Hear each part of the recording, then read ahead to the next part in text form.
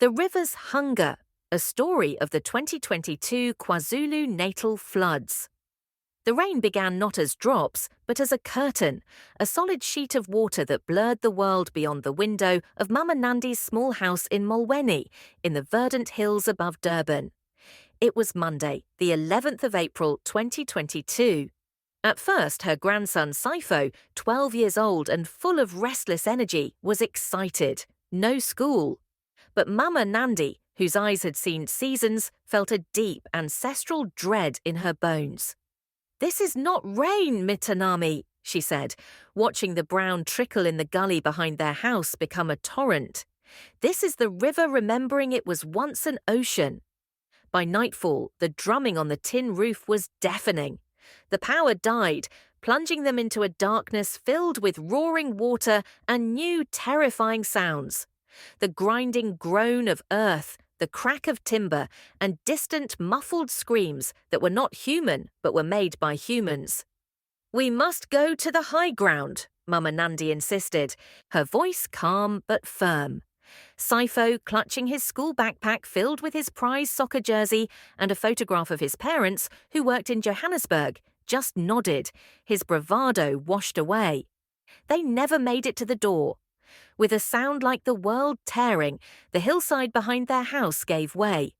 A wall of mud, rocks, and uprooted trees slammed into the back room, swallowing it whole. The house lurched. Mama Nandi pushed Sifo towards the front window as the floor tilted. "Out, now!" They scrambled through the window into the icy, waist-deep chaos outside. Their street was now a furious river, carrying furniture, cars, and unimaginable debris. They clung to the trunk of a massive old mango tree, its roots the only thing holding it against the flow. For hours, they held on. The water was a hungry, brown beast.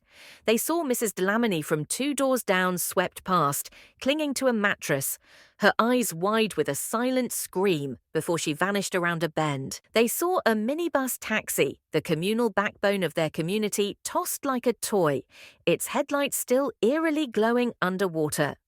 Sifo wept with cold and fear. Mama Nandi, her strength ebbing, began to sing.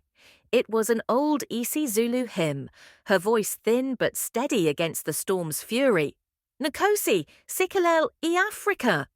God bless Africa. Dawn broke on a scene of apocalyptic ruin. The rain had eased to a drizzle, revealing a world rearranged by violence. Where homes once stood were gorges of raw earth.